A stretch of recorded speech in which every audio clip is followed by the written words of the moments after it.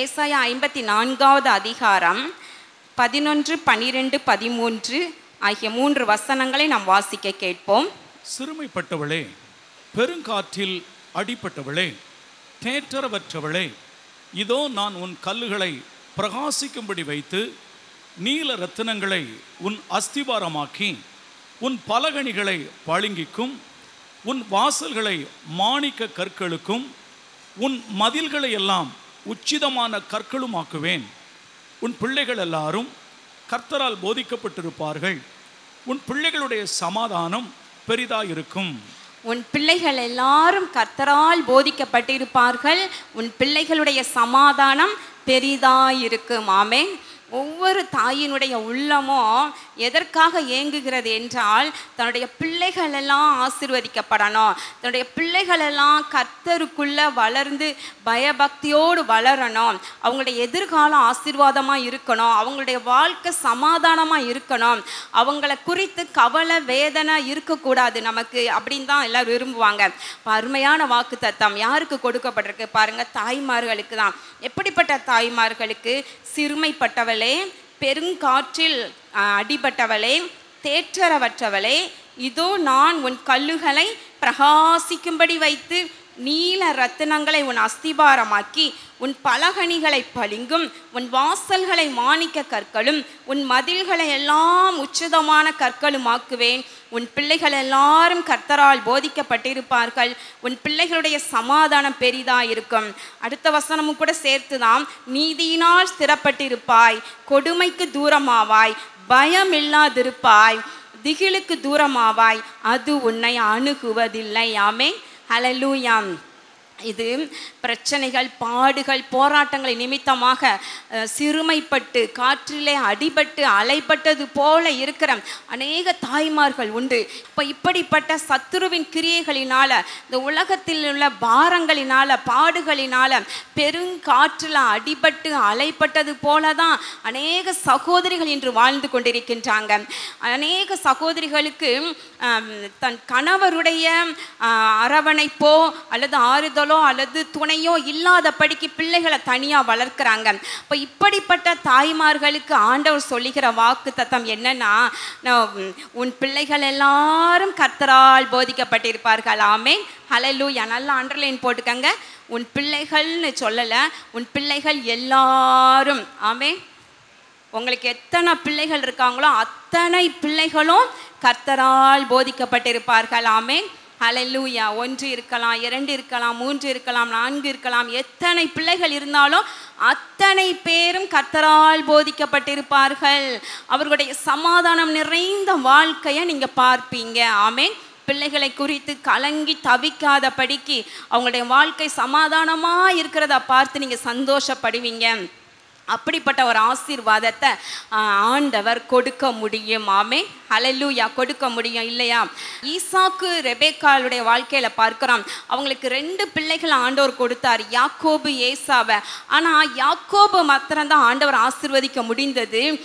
ஏன்னா யாக்கோபு மட்டும்தான் கர்த்தருக்கு பிரியமானவனாக வாழ்ந்தான் என்று பார்க்கின்றோம். ஏசாவை ஆசீர்வதிக்க முடியலை. ஆனால் ஆண்டவர் நமக்கு கொடுக்கிற வாக்கு தத்தம், உன் பிள்ளைகள் எல்லாரும் கர்த்தரால் போதிக்கப்படுவார்கள். ஆமென். ஹல்லேலூயா. ஹல்லேலூயா. எல்லாரும் யாக்கோபு மாதிரி. ஆமென். அப்போ எல்லா பிள்ளைகளையும் ஆண்டவர் கர்த்தரால் போதிக்கப்பட்டிருக்கும்படியாக ஆசீர்வதிப்பார். சரி, இந்த வாக்கு தத்தம் ஆண்டவர் கொடுத்துருக்கிறார். அப்போ நம்ம என்ன செய்யணும்னு அவர் விரும்புகிறாரு அப்படின்னு சொன்னால், 3 பாயிண்ட்ஸ் மட்டும் சுருக்கமாக கடகடன் என்று சொல்லி நான் முடித்து நான் ஜெபிக்க போகிறேன். முதலாவது, ஆண்டவர் எப்படி அவர் வாக்கு தத்தம் கொடுக்குறாரு, ஆனால் அதற்கு நம்ம என்ன செய்யணும் அப்படின்னா, அவர் அழகாக ஒரு காரியம் சொல்லப்படுகிறது வேதத்தில். 2 தீமோத்தேயு 1வது அதிகாரம் 4-5 வசனங்கள் வாசிக்க கேட்போம். உன்னில் உள்ள மாயமற்ற விசுவாசத்தை நினைவு கூறுகிறதினால் உன் முன்னோர்கள் முதற்கொண்டு சுத்த மனசாட்சியோட ஆராதித்து வரும் தேவனை நான் ஸ்தோத்தரிக்கிறேன். அந்த விசுவாசம் முந்தி உன் பாட்டியாகிய லோவிசாளுக்குள்ளும் உன் தாயாகிய ஐனிக்கையாளுக்குள்ளும் நிலைத்திருந்தது, அது உனக்குள்ளும் நிலைத்திருக்கிறது என்று நிச்சயித்திருக்கிறேன். பவுல் எழுதுகிறார் தீமோத்தேயுவை குறித்து. தீமோத்தேயு, உனக்குள்ள ஒரு மாயமற்ற விசுவாசம் இருக்குது. அந்த மாயமற்ற விசுவாசம் எப்படி யாருக்குள்ள இருந்து உனக்கு வந்திருக்குதுன்னா, அது உன்னுடைய பாட்டியாகிய லோபிசாலுக்குள்ளும் உன்னுடைய தாயாகிய ஐனிக்கையாளுக்குள்ளும் அது இருந்தது. அது அப்படியே உனக்குள்ளே இருக்குது அப்படின்னு சொல்லி பவுல் சொல்லிக்கிறார். அப்போ முதல்ல உங்களுடைய பிள்ளைகள் தேவ பக்தியா விசுவாசத்துல வளரணும்னா நம்ம என்ன செய்யணும் அப்படின்னா, நம்ம தேவ பக்தியாய் மாயமற்ற விசுவாசத்தோடு கபடற்றவர்களாக இருக்கும் பொழுது ஆட்டோமேட்டிக்காக நம்முடைய பிள்ளைகளும் அதே விதமான ஆவியினால் அவங்க நிரப்பப்படுகிறாங்க. அதே விதமான குணத்தோடு அவங்க வளர ஆரம்பிக்கின்றாங்க. அப்போ ஒரு காரியம், தாயானவள் தேவ பக்தியோடு ஆண்டவருக்கு பிரியமாய் வாழும் பொழுது தாய் பாட்டி இப்படி அநேக குடும்பங்களில் பார்க்குறோம். வளர்ப்பவர்கள் வேற, பாட்டிமார் வளர்ப்பாங்க பிள்ளைகளை. இன்றைய எல்லாரும் வேலைக்கு போகும்போது யார்கிட்ட விட்டுட்டு போகிறாங்க? பாட்டிமார்கிட்ட விட்டுட்டு போகிறாங்க. அப்போ பிள்ளைகளை பேர பிள்ளைகளை பாட்டிமார் வளர்க்குறாங்க. நம்ம ரூத் புத்தகத்தில் பார்க்குறோம், நகோமி அந்த பிள்ளையை வளர்க்கும் தாயானால் என்று பார்க்கின்றோம். ரூத் போவாஸ் பெற்றெடுத்த பிள்ளையை யார் வளர்க்குறாங்க? நகோமி வளர்க்குறாங்க. அப்போ நகோமி வளர்க்கிற ஒரு தாய், அவள் பாட்டியெல்லாம் தாயாக அவள் எண்ணப்படுகின்றாள். இப்போ பார்த்தீங்கன்னா, அப்போ பாட்டிக்குள்ள அந்த விசுவாசம் இருந்தது, அதே விசுவாசம் தாயாகிய ஐனிக்கையாளுக்குள்ள இருந்தது. அதுதான் உனக்குள்ள இருக்குது. அது மாயமற்ற கபடற்ற விசுவாசம். எனவே நம்முடைய பிள்ளைகள் விசுவாசத்தில் தேவபக்தியா வளரணும்னா முதல்ல ஆண்டவர் எதிர்பார்க்கிறது நம்முடைய சாட்சி நிறைந்த வாழ்க்கை. ஆமென். நம்முடைய விசுவாச வாழ்க்கை, நம்முடைய பக்தி நிறைந்த வாழ்க்கை. இரண்டாவது ஒரு காரியம், இயேசு மகாராஜா இவ்விதமாய் சொல்லுகின்றார், கொல்கதா மலைக்கு சிலுவையில் அடிக்கப்படும்படியாக கொண்டு போகப்படுகின்றார். அந்த நேரத்தில் தனக்காக புலம்பி அழுகின்ற பெண்களை பார்த்து சொல்லுகின்றார், எருசலேம் குமாரத்திகளே, நீங்கள் எனக்காக அழ வேண்டாம், உங்களுக்காகவும் உங்கள் பிள்ளைகளுக்காகவும் அழுங்கள் என்று சொல்கின்றார். இயேசு மகாராஜா என்ன சொல்றாரு? நீங்க உங்களுக்காகவும் உங்களுடைய பிள்ளைகளுக்காக அழுங்க. அழுங்கள்னா என்ன அர்த்தம்? உட்கார்ந்து அழுது கொண்டிருக்கிறதா? இல்லை, தேவனை நோக்கி, பிதாவை நோக்கி உங்கள் பிள்ளைகளுக்காக அழுது மன்றாடி ஜெபியுங்கள் என்று அர்த்தம். ஆமென். ஹல்லேலூயா. அன்பு தாய்மார்கள் செய்ய வேண்டிய ஒரு காரியம், நம்முடைய பிள்ளைகளுக்காக தேவ சமூகத்தில் அழுது ஜெபிக்கிறவர்களாக, மன்றாடி ஜெபிக்கிறவர்களாக, உபவாசித்து ஜெபிக்கிறவர்களாக இருக்கும் பொழுது பிள்ளைகளை கர்த்தர் ஆசீர்வதிக்கின்றார். ஆமென். ஹல்லேலூயா. ஆண்டவர்கிட்ட போராடி நம்ம கெஞ்சி ஜெபிக்கிறவர்களாக இருக்க வேண்டும். கானானிய ஒரு பெண் ஆண்டவர்கிட்ட கேட்குறா, என்னுடைய பிள்ளை பிசாசின் பிடியினால அசுத்த வல்லமையினால ரொம்ப கஷ்டப்படுறான் ஆண்டவரே, அவளை சுகமாக்கும் அப்படின்னு சொல்லி கேட்குறான். அப்போ ஆண்டவர் சொல்றாரு, நான் காணாமல் போன இஸ்ரவேல் வீட்டாரிடத்திற்கு தான் அனுப்பப்பட்டேன். நான் உன்னுடைய பிள்ளையை நான் சுகமாக்க முடியாது, பிள்ளைகளின் அப்பத்தை நாய்களுக்கு கொடுக்க முடியாது என்று இயேசு மகாராஜா சொன்னார். அப்போ அந்த பெண் கேட்கிறான், இல்ல ஆண்டவரே, மேஜையிலிருந்து விழுகின்ற பிள்ளைகளுக்கு கொடுக்கப்பட்ட அப்பத்துல கீழே விழுகிறத நாய்க்குட்டிகள் சாப்பிடுமே அப்படின்னு சொல்லி கேட்ட உடனே ஆண்டவருக்கு அவருடைய விசுவாசத்தை பார்த்து ரொம்ப ஆச்சரியப்பட்டு அந்த பிள்ளைக்கு சுகம் கொடுத்ததா பார்க்கின்றோம். அப்ப எப்படி ஆகிலும் உங்கள் பிள்ளைகளை ரட்சிக்கும்படியாக தேவ சமூகத்துல நீங்க கெஞ்சி போராடி ஜெபித்து அழுது ஆண்டவர்கிட்ட ஜெயத்தை பெற்றுக்கொள்ள வேண்டும். ஆமென். ஹல்லேலூயா. ஹல்லேலூயா. நான் அடிக்கடி சொல்லுவேன், வாரத்தில் ஒரு நாள் ஒரு நேரம் உங்கள் பிள்ளைகளுக்காக உபவாசம் இருங்க. ஆமென். ஹல்லேலூயா. ஹல்லேலூயா. கர்த்தருடைய சமூகத்தில் வாரத்தில் ஒரு நேரம் பிள்ளைகளுக்காக உபவாசம் இருங்க, ஜெபம் பண்ணுங்க, விண்ணப்பம் பண்ணுங்க உங்கள் பிள்ளைகளுக்காக.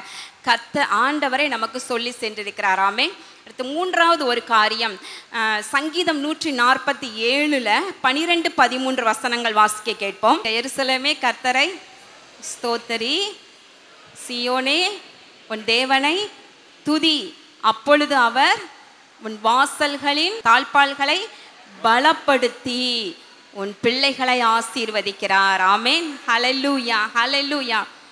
எல்லாம் நினைக்கிறாங்க, சிஸ்டர் எப்படினாலும் சுற்றி சுற்றி துதி துதி ஸ்தோத்திரம் பண்ணு கொண்டு வந்துடுவாங்க அப்படின்னு நினைக்கிறீங்க.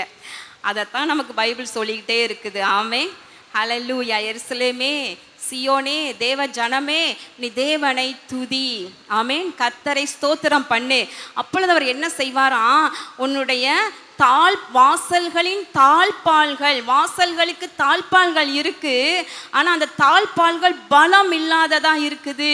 அப்ப நீங்க துதிக்க துதிக்க, ஸ்தோத்திர பலிகளை செலுத்த செலுத்த, பாட பாட என்ன நடக்குதுன்னா, உங்கள் எல்லைகளுக்கு உரிய கதவுகளுக்குரிய தாழ்பால்கள் பலப்படுத்தப்படுகின்றது. ஆமென், ஹல்லேலூயா. பலப்பட்டு அவர் உன்னிடத்தில் உள்ள உன் பிள்ளைகளை ஆசீர்வதிக்கிறார். ஆமென், ஹல்லேலூயா. ஹல்லேலூயா. கை தூக்கி ஹல்லேலூயா சொல்லலாம் எல்லாரும். ஹல்லேலூயா, ஆமென், ஹல்லேலூயா. உன் பிள்ளைகளை கர்த்தர் ஆசீர்வதிக்க நான் முதல்ல நீங்க தேவ பக்தியா இருங்க.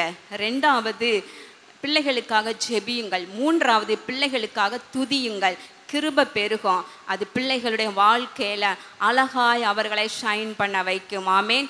நீங்கள் துதிக்க, நீங்கள் ஜெபிக்க, நீங்கள் போடுகிற அஸ்திபாரத்தில் பிள்ளைகளுடைய வாழ்க்கை அழகாய் கட்டி எழுப்பப்படும். ஆமென், ஹல்லேலூயா. எல்லாரும் எழும்பி நின்று ஜெபம் பண்ணலாமா? நம்முடைய ஆண்டவர் சமீபத்திற்கு மாத்திரமல்ல, தூரத்திற்கும் தேவனாயிருக்கின்றார்.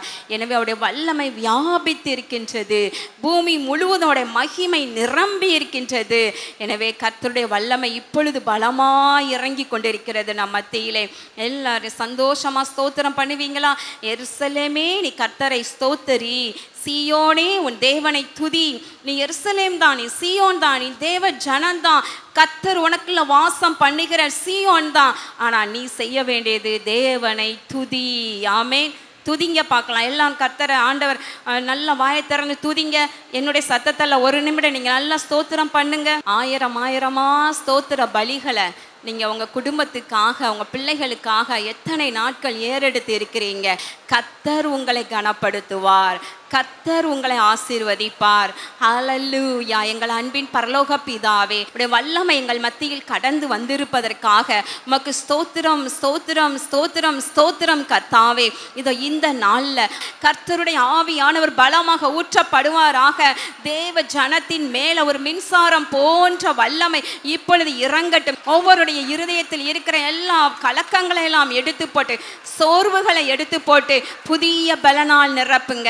புதிய பலனால் விசேஷமாக சகோதரிகளை, தாய்மார்களை நிரப்புங்கப்பா, நிரப்புங்கப்பா, நிரப்புங்கப்பா.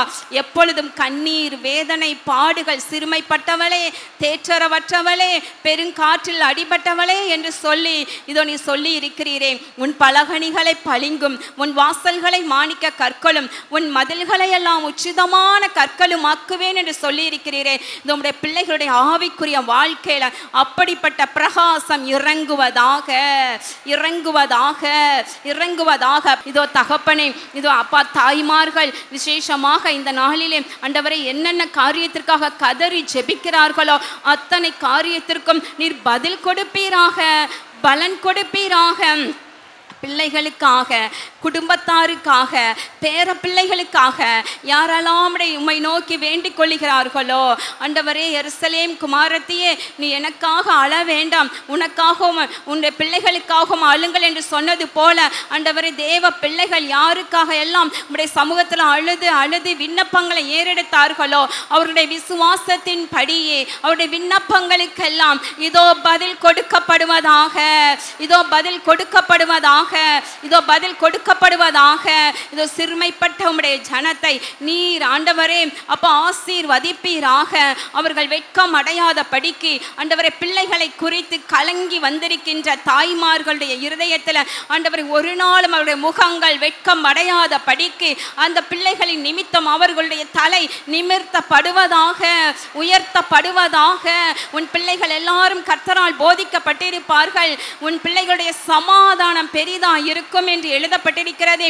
பிள்ளைகளுடைய சமாதானம் இவர்களுக்கு உண்டாயிருப்பதாக. பிள்ளைகளுடைய படிப்பு, எதிர்காலம், வாழ்க்கை, குடும்பம் என்று சொல்லி அப்பா அத்தனை காரியங்களிலும் ஒரு சமாதானம் இறங்கட்டு ராஜா, சமாதானம் இறங்குவதாக, இறங்குவதாக. உம்மை விட்டு தூரமாய் இருக்கிற பிள்ளைகளை நீர் உம் பட்சமாய் சேர்த்து கொள்ளுவீராக, சேர்த்து கொள்ளுவீராக. இதோ உம்மை துதிக்கிறார்களே, தினமும் 1000 ஸ்தோத்திர பலிகளை சொல்லி ஆண்டவரே உம்மை துதி மிதித்து வருகின்ற நம்முடைய பிள்ளைகளுடைய எல்லைகள் எல்லாம் பலப்படுவதாக. வாசல்களின் தாழ்பால்கள் இப்பொழுது பலப்படுத்தப்படுவதாக. எந்த பகுதியிலிருந்து எந்த எல்லையிலிருந்து என்ன போராட்டம் வருகிறதோ, அது குடும்ப சாபமாக இருக்கட்டும், குடும்ப போராட்டமாக இருக்கட்டும், மாந்திரிகமாக இருக்கட்டும், எதுவாக இருந்தாலும் இதோ கர்த்தர் இறையாதே அமைதலா இரு என்று இப்பொழுது அதட்டுவாராக. பிள்ளைகளுடைய வாசல்களின் எல்லைகள் எல்லாம் பலப்படுவதாக.